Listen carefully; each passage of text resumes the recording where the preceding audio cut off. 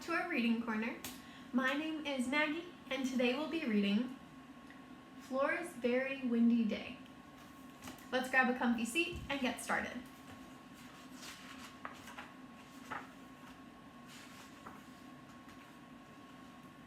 Mommy, Crispin spilled my paints again, shrieked Flora. I told you to keep your paints out of his reach, said her mother. I tried, said Flora, but... Oh, look at this mess. Outside, Flora, right now. I can't go outside, Flora protested. The wind is very strong and it'll blow me away. Nonsense, said Mother. Flora thought for a moment. Of course, I could wear my super special heavy-duty red boots. They'll keep me from being blown away. Fine, said her mother, and take Crispin with you.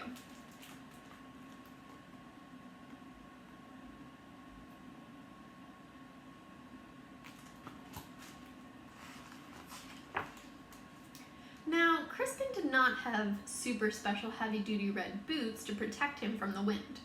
His boots were purple and couldn't do anything but keep his feet dry. Oh well, Flora thought, it wouldn't be her fault if Crispin blew away. So Flora put on her coat and her hat and her super special heavy-duty red boots. And her mother put Crispin into his little coat and hat and regular old purple boots. And then, when that was done, Flora's mother opened the door and Flora and Crispin stepped outside.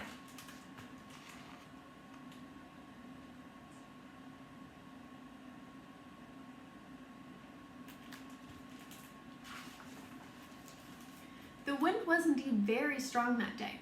It pushed and purled, twisted and twisted. No matter how hard it blew, Flora stayed firm on the ground. Ha ha, you dumb wind, said Flora. You can't lift me up because I'm wearing my super special heavy-duty red boots. The wind did not like being laughed at. It doubled its strength and blasted mightily at Flora. But still, she didn't budge. However, Flora said, you may notice that my little brother is wearing regular old purple boots.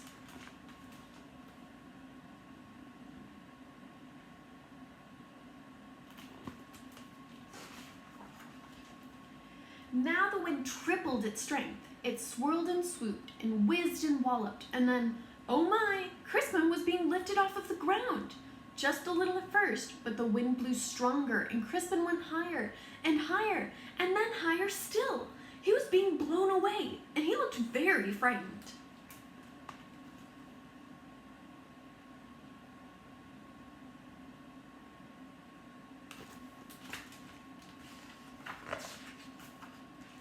And suddenly, Flora was kicking off her super special heavy-duty red boots and spreading her coat to the wind, and oh my, she was sailing towards Crispin. She grabbed his hand and closed her eyes and wished that she was anywhere else in the world.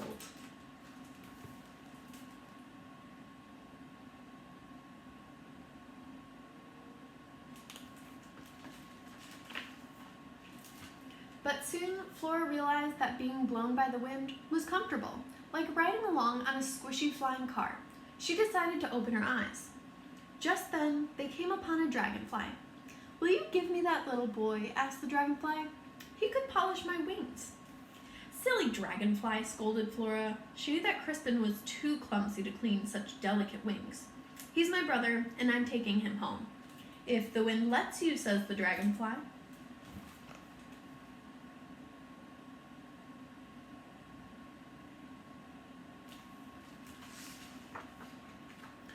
Flora and Crispin flew on and on until they came upon a sparrow. Will you give me that little boy? Asked the sparrow. He could sit on my eggs. What a mess that would be, said Flora. As if Crispin could sit on eggs without breaking them. He's my brother, and I'm taking him home. If the wind lets you, said the sparrow.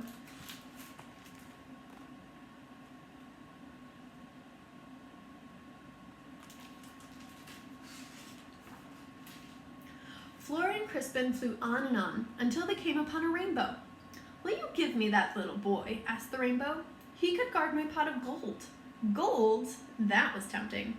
But Flora thought, Crispin's not fierce enough to guard anything. No, he's my brother and I'm taking him home. If the wind lets you, said the rainbow.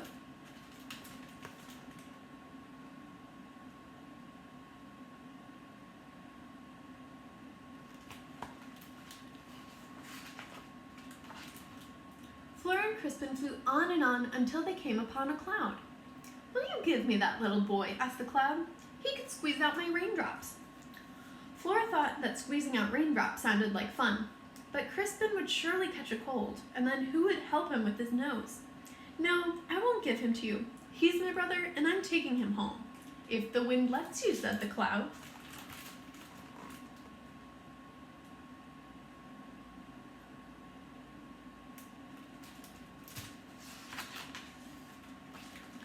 Flora and Crispin flew on and on until they came upon an eagle.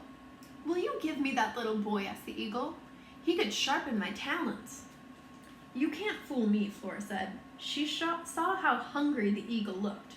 "He's my brother, and I'm taking him home. If the wind lets you," said the eagle.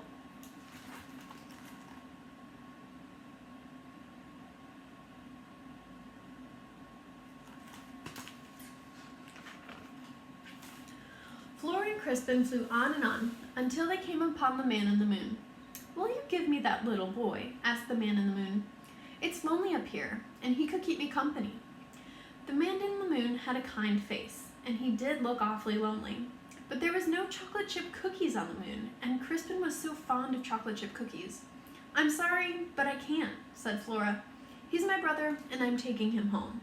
"If the wind lets you," said the man in the moon. Flora stomped her foot, or would have if there was anything to stomp on.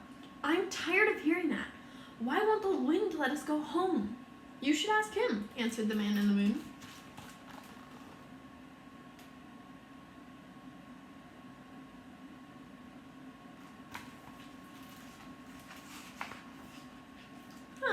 Flora hadn't thought of that. "Oh, wind, will you let us go home?" "I'll let you go home as soon as we find the right spot to put Crispin," replied the wind. "You do want to get rid of him, right?" "Yes, I did. Flora wasn't sure what she meant. "Because I could even use him myself," said the wind. "You know, it works on my bellows."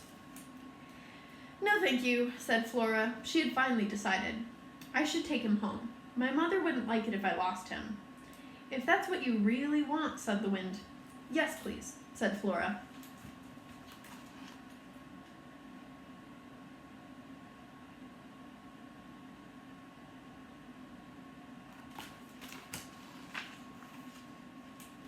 So the wind turned Flora and Crispin around and blew them home.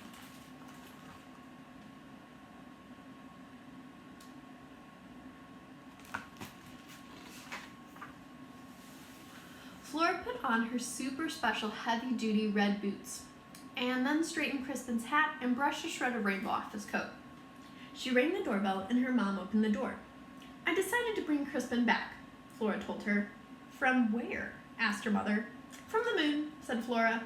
"Nonsense," said Flora's mother. "Now come inside. I've made chocolate chip cookies."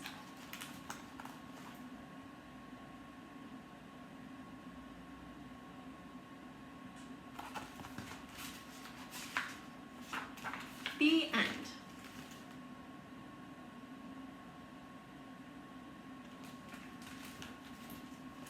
I hope you enjoyed reading Flora's Very Windy Day.